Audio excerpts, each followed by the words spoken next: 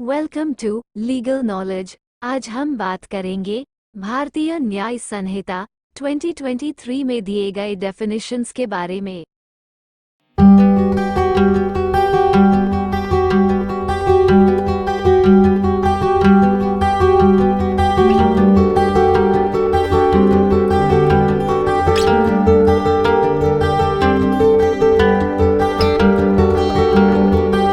भारतीय न्याय संहिता के सेक्शन 2 में टोटल 38 डेफिनेशंस दी गई है और सब सेक्शन 39 में बताया गया है कि जिन वर्ड्स और एक्सप्रेशंस की डेफिनेशंस इस संहिता में नहीं दी गई है और जिन्हें इंफॉर्मेशन टेक्नोलॉजी एक्ट 2000 और भारतीय नागरिक सुरक्षा संहिता 2023 में डिफाइन किया गया है, वो वर्ड्स और एक्सप्रेशंस का मीनिंग उस एक्ट और संहिता में दिया है, वही मीनिंग इस संहिता में समझा जाएगा।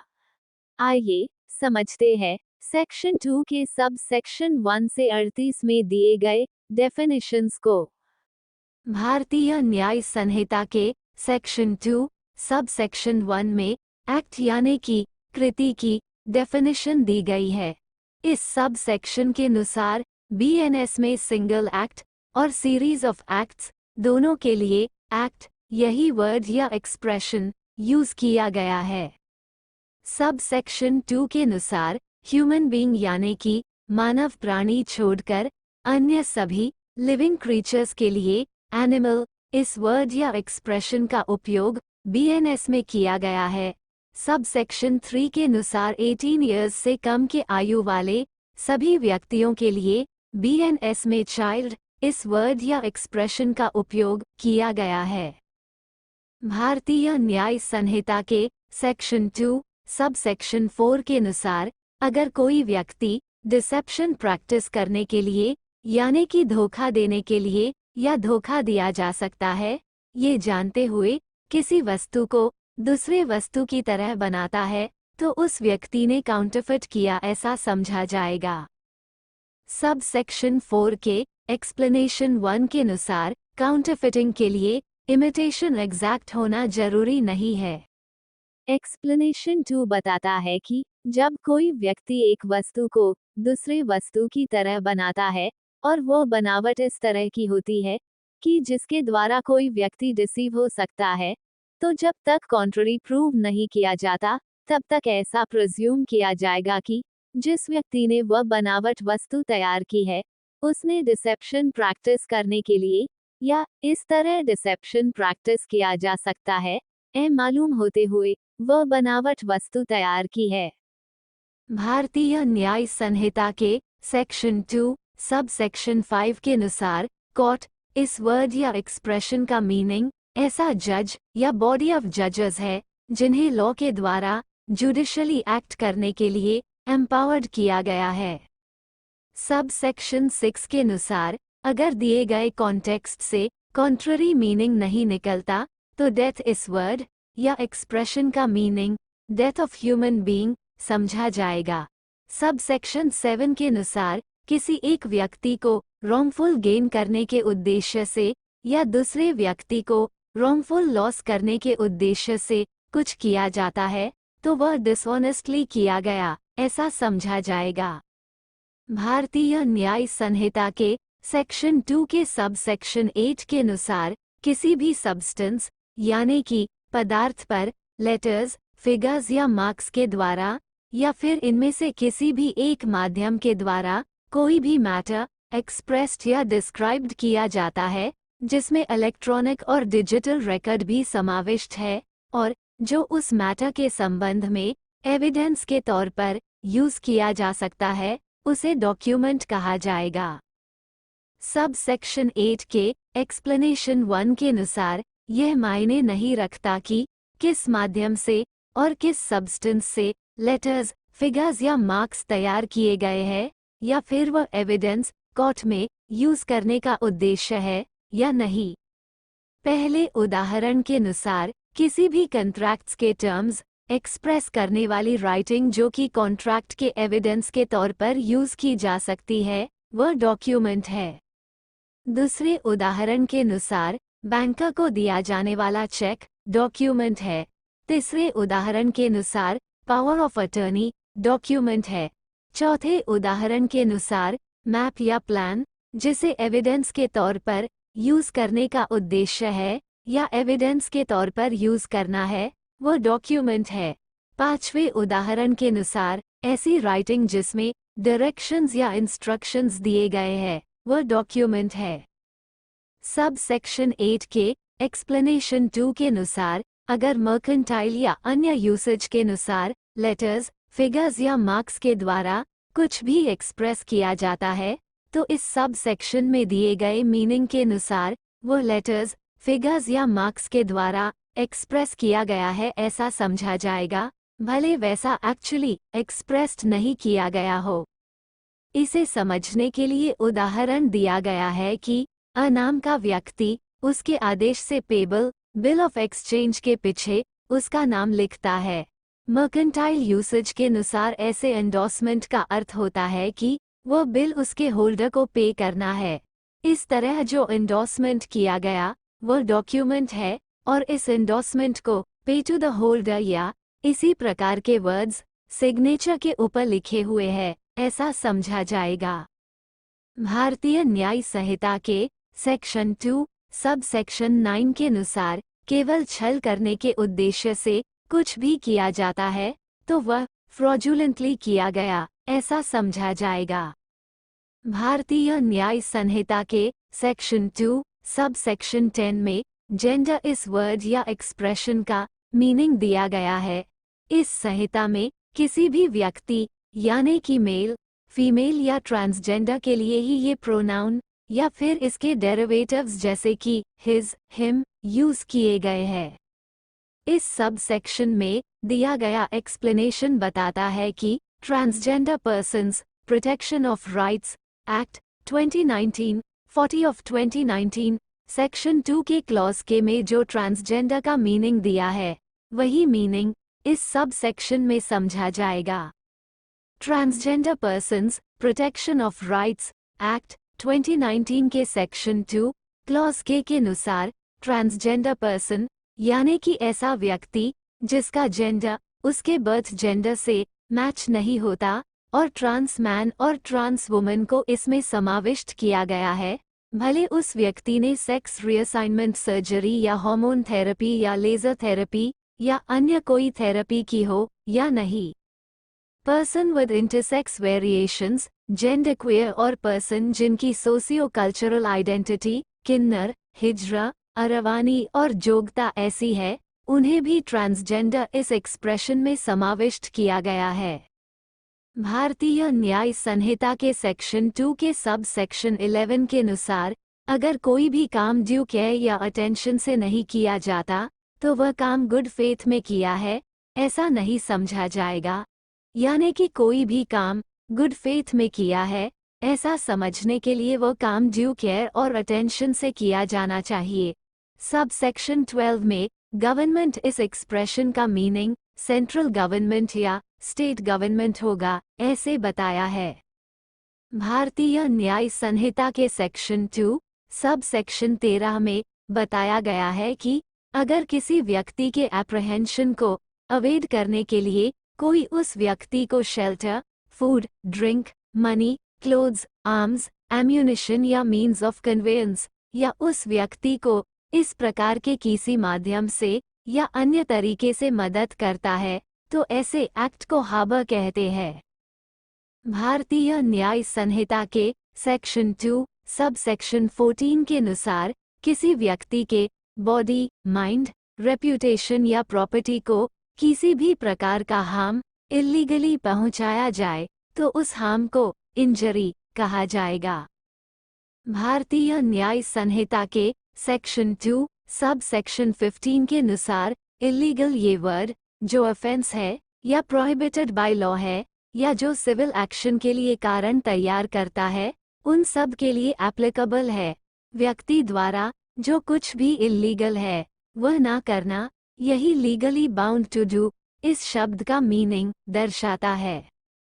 भारतीय न्याय संहिता के सेक्शन 2 सब सेक्शन 16 के अनुसार जज यानी ऐसा व्यक्ति जो जज के तौर पर ऑफिशियली डेजिग्नेटेड है। जज इस वर्ड में ऐसा व्यक्ति जो किसी भी सिविल या क्रिमिनल प्रोसीडिंग में लॉ के द्वारा डेफिनेटिव जजमेंट देने के लिए एम्पावर्ड किया गया है, या अगर उस जजमेंट के खिलाफ अपील नहीं की गई तो वह जजमेंट डेफिनेटिव हो जाता है, या अगर किसी और अथॉरिटी ने उस जजमेंट को कंफर्म किया तो डेफिनेटिव हो जाता है। कोई व्यक्ति बॉडी ऑफ पर्सन्स का सदस्य है और जो बॉडी ऑफ पर्सन्स लॉ के द्वारा डेफिनेटिव जजमेंट देने के लिए एम्पावर्ड है। उदाहरण, अगर किसी मैजिस्ट्रेट के पास अपना जुरिस्डिक्शन एक्सरसाइज करते वक्त फाइन या इम्प्रिजनमेंट की पनिशमेंट्स देने का पावर अपील या अपील के बिना दिया गया है, वह जज है। भारतीय न्याय संहिता के सेक्शन 2 सब सेक्शन 17 के अनुसार लाइफ इस एक्सप्रेशन का मीनिंग अगर कॉन्टेक्स्ट से कॉन्ट्ररी मीनिंग नहीं निकलता तो ह्यूमन बीइंग यानी कि मानव प्राणी की लाइफ समझा जाएगा। सब सेक्शन 18 के अनुसार जो लॉ केवल पर्टिकुलर पार्ट ऑफ इंडिया के लिए एप्लीकेबल है उसे लोकल लॉ कहा जाएगा। सब सेक्शन 19 के अनुसार मैन इस एक्सप्रेशन का मीनिंग किसी भी एज का मेल ह्यूमन बीइंग समझा जाएगा। भारतीय न्याय संहिता के सेक्शन 2 सब सेक्शन 20 के अनुसार इस संहिता में जहां मंथ या ईयर इन शब्दों का प्रयोग किया गया है वहां मंथ या ईयर ग्रेगोरियन कैलेंडर के हिसाब से माने जाएंगे। भारतीय न्याय संहिता के सेक्शन 2 सब सेक्शन 21 के अनुसार लैंड और अर्थ से जुड़ी हुई वस्तुएं या अर्थ से जुड़ी हुई वस्तु से परमानेंटली जोड़ी गई वस्तुएं छोड़कर बाकी सभी प्रकार की प्रॉपर्टी का समावेश मूवेबल प्रॉपर्टी इस एक्सप्रेशन में किया गया है। भारतीय न्याय संहिता के सेक्शन 2 सब सेक्शन 22 के अनुसार इस संहिता में सिंगुलर नंबर दर्शाने वाले वर्ड्स में प्लूरल नंबर्स और प्लूरल नंबर्स दर्शाने वाले वर्ड्स में सिंगुलर नंबर समाविष्ट है, ऐसा बताया गया है। भारतीय न्याय संहिता के सेक्शन 2 सब सेक्शन 23 के अनुसार ओथ यानी कि शपथ में शपथ के स्थान पर विधि द्वारा प्रतिस्थापित सोलम एफर्मेशन तथा विधि द्वारा अपेक्षित या प्राधिकृत कोई घोषणा शामिल है जिसे किसी पब्लिक सर्वेंट के समक्ष किया जाना हो या सबूत के प्रयोजन के लिए प्रयोग किया जाना हो, चाहे वो न्यायालय में हो या नहीं। भारतीय न्याय संहिता के सेक्शन 2 सब सेक्शन 24 के अनुसार सब क्लॉज अ और सब क्लॉज बी में दर्शाई गई प्रोविजंस को छोड़कर इस संहिता में ऑफेंस इस वर्ड का मीनिंग इस संहिता में जो थिंग पनिशेबल की गई है ऐसा समझना है। सब क्लॉज अ के अनुसार चैप्टर 3 और सेक्शन 8 के सब सेक्शन 2, 3, 4, 5 और सेक्शन 9, 49, 50, 52, 54, 55, 56, 57, 58, 59, 60, 61, 119, 120, 123 और सेक्शन 127 के सब सेक्शन 7, 8 और सेक्शन 222, 230, 231, 240, 248, 250, 251, 259, 260, 261, 262, 263 और सेक्शन 308 के सब सेक्शन 6, 7 और सेक्शन 330 के सब सेक्शन 2 में ऑफेंस वर्ड का meaning offence punishable under the संहिता या पनिशेबल अंडर स्पेशल और लोकल लॉ समझा जाएगा। सब क्लॉज बी के अनुसार सेक्शन 189, 211, 212, 238, 239, 249, 253 और 329 के सब सेक्शंस 1 में ऑफेंस वर्ड का मीनिंग स्पेशल लॉ या लोकल लॉ में 6 मंथ्स या अधिक टर्म के लिए फाइन या विदाउट फाइन इम्प्रिजनमेंट दी गई है, ऐसा समझा जाएगा। भारतीय न्याय संहिता के सेक्शन 2 सब सेक्शन 25 के अनुसार वर्ड ओमिशन सिंगल ओमिशन और सीरीज ऑफ ओमिशंस दोनों को दर्शाता है। सब सेक्शन 26 के अनुसार वर्ड पर्सन में एनी कंपनी या एसोसिएशन या बॉडी ऑफ पर्सन्स वो इनकॉर्पोरेटेड हो या ना हो समाविष्ट है। सब सेक्शन 27 के अनुसार वर्ड पब्लिक में एनी क्लास ऑफ पब्लिक या एनी कम्युनिटी समाविष्ट है।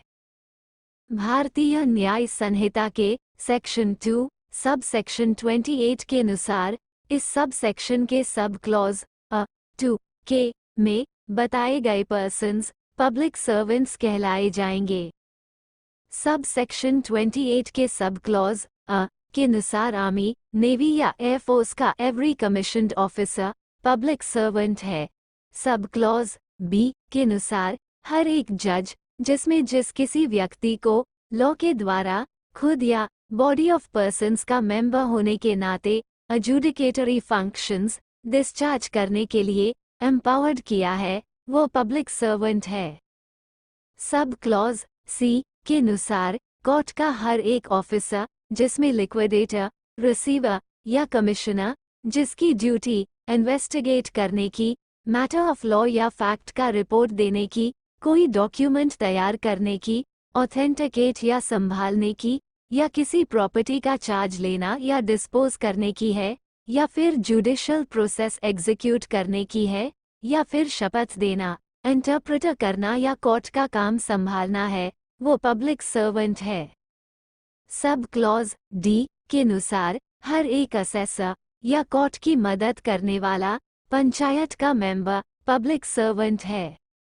सब क्लॉज ए के अनुसार हर एक आर्बिट्रेटर या कोई भी व्यक्ति जिसे कोर्ट या कॉम्पिटेंट पब्लिक अथॉरिटी के द्वारा डिसीजन या रिपोर्ट के लिए मैटर रेफर किया जाता है, वो पब्लिक सर्वेंट है। सब क्लॉज एफ के अनुसार हर एक व्यक्ति जो ऐसा ऑफिस होल्ड करता है कि जिसके द्वारा उसे किसी व्यक्ति को कन्फाइनमेंट में रखने का अधिकार मिलता है, वो पब्लिक सर्वेंट है। सब क्लॉज जी के अनुसार गवर्नमेंट का हर एक ऑफिसर जिसकी ड्यूटी ऑफेंसेस प्रिवेंट करने की, ऑफेंसेस की इंफॉर्मेशन देने की, ऑफेंडर्स को जस्टिस तक पहुंचाने की या पब्लिक हेल्थ, सेफ्टी और कन्वीनियंस की रक्षा करने की है, वह पब्लिक सर्वेंट है। सब क्लॉज एच के अनुसार प्रत्येक अधिकारी जिसका कर्तव्य ऐसे अधिकारी के रूप में सरकार की ओर से कोई संपत्ति लेना, प्राप्त करना, रखना या व्यय करना, या सरकार की ओर से कोई सर्वेक्षण, मूल्यांकन या अनुबंध करना, या कोई राजस्व प्रक्रिया निष्पादित करना, या सरकार के आर्थिक हितों को प्रभावित करने वाले किसी मामले की जांच करना या रिपोर्ट करना, या सरकार के आर्थिक हितों से संबंधित कोई दस्तावेज बनाना, प्रमाणित करना या रखना, या सरकार के आर्थिक हितों के संरक्षण के लिए किसी कानून के उल्लंघन को रोकना है, वो पब्लिक सर्वेंट है। सब क्लॉज आई के अनुसार प्रत्येक अधिकारी जिसका कर्तव्य ऐसे अधिकारी के रूप में किसी गांव, नगर या जिले के किसी धर्मनिरपेक्ष सामान्य प्रयोजन के लिए कोई संपत्ति लेना, प्राप्त करना, रखना या व्यय करना, कोई सर्वेक्षण या मूल्यांकन करना, या कोई दर या कर लगाना, या किसी गांव, नगर या जिले के लोगों के अधिकारों को सुनिश्चित करने के लिए कोई दस्तावेज बनाना, प्रमाणित करना या रखना है, वो पब्लिक सर्वेंट है। सब क्लॉज जे के अनुसार प्रत्येक व्यक्ति जो कोई ऐसा पद धारण करता है जिसके आधार पर उसे मतदाता सूची तैयार करने, प्रकाशित करने, बनाए रखने या संशोधित करने, अथवा कोई निर्वाचन या उसके किसी भाग का निर्वाचन संचालित करने का अधिकार है, वो पब्लिक सर्वेंट है। सब क्लॉज के आई के अनुसार प्रत्येक व्यक्ति जो सरकार की सेवा में है या उसे वेतन मिलता है या जिसे सरकार द्वारा किसी सार्वजनिक कर्तव्य के पालन के लिए फीस या कमीशन द्वारा रिम्यूनरेशन दिया जाता है, वो पब्लिक सर्वेंट है। सब क्लॉज के ई के अनुसार प्रत्येक व्यक्ति जो जनरल क्लॉजेस एक्ट 1897 के सेक्शन 3 क्लॉज 31 में डिफाइंड किए गए लोकल अथॉरिटी की सेवा में या उसके वेतन में है, या किसी सेंट्रल या स्टेट एक्ट द्वारा या उसके अधीन स्थापित कॉर्पोरेशन या कंपनी अधिनियम 2013 के सेक्शन 2 के क्लॉज 45 में डिफाइंड की गई सरकारी कंपनी में है, वो पब्लिक सर्वेंट है। सब क्लॉज के में दिया गया एक्सप्लेनेशन बताता है कि इस क्लॉज में दिए गए किसी भी प्रकार के अंतर्गत आने वाले व्यक्ति पब्लिक सर्वेंट हैं, चाहे वे गवर्नमेंट द्वारा नियुक्त किए गए हों या नहीं।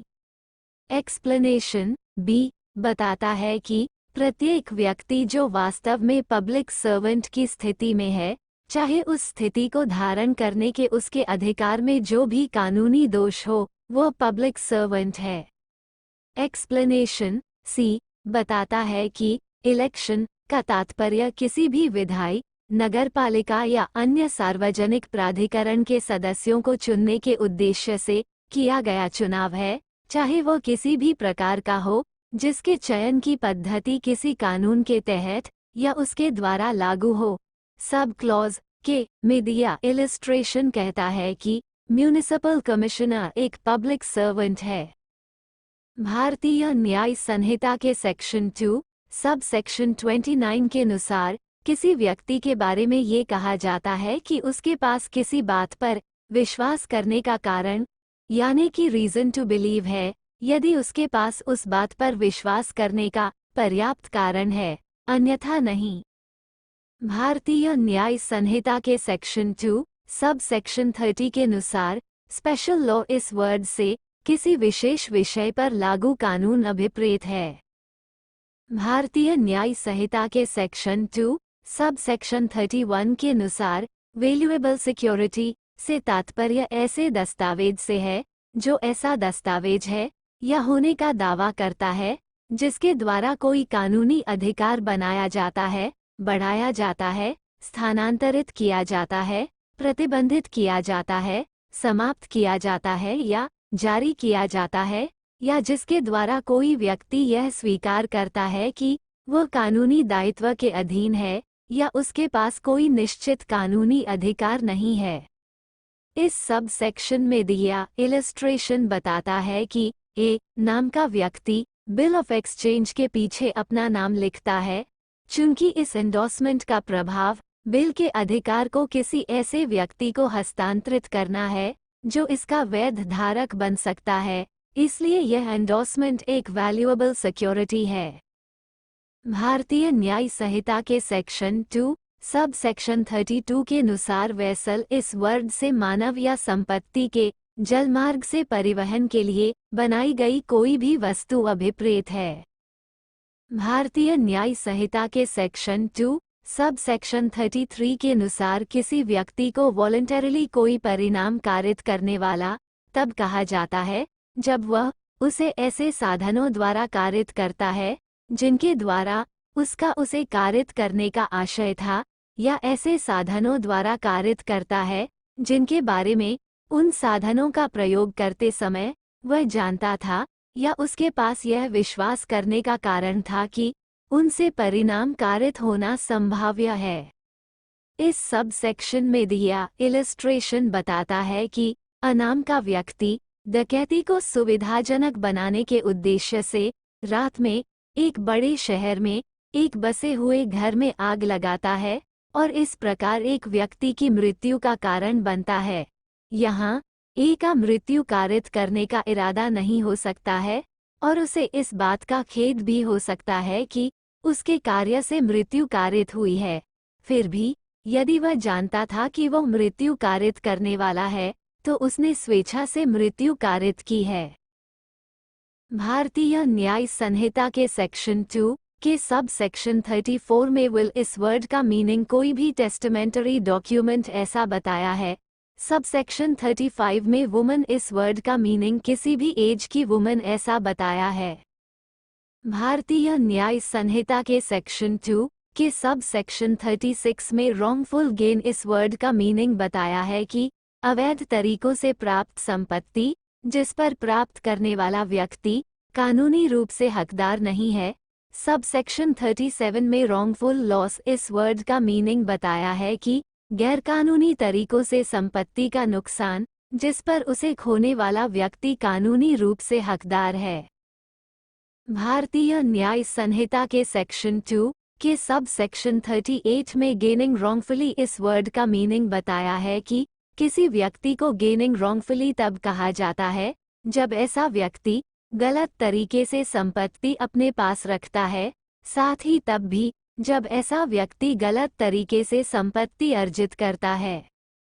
किसी व्यक्ति को गलत तरीके से नुकसान कमाना यानी कि लॉसिंग रॉन्गफुली तब कहा जाता है जब ऐसे व्यक्ति को गलत तरीके से किसी संपत्ति से बाहर रखा जाता है, साथ ही तब भी जब ऐसे व्यक्ति को गलत तरीके से संपत्ति से वंचित किया जाता है। आज के हमारे वीडियो में बस इतना ही। आने वाले वीडियो में हम बात करेंगे भारतीय न्याय संहिता में दिए गए जनरल एक्सप्लेनेशंस के बारे में। हमारे वीडियो को लाइक करें, शेयर करें, कमेंट करके बताएं कि आपको हमारी यह वीडियो कैसी लगी और हमारे चैनल को सब्सक्राइब करें ताकि आपको हमारी आने वाली वीडियो जल्द से जल्द मिल सके। देखते रहिए लीगल नॉलेज। Thank you.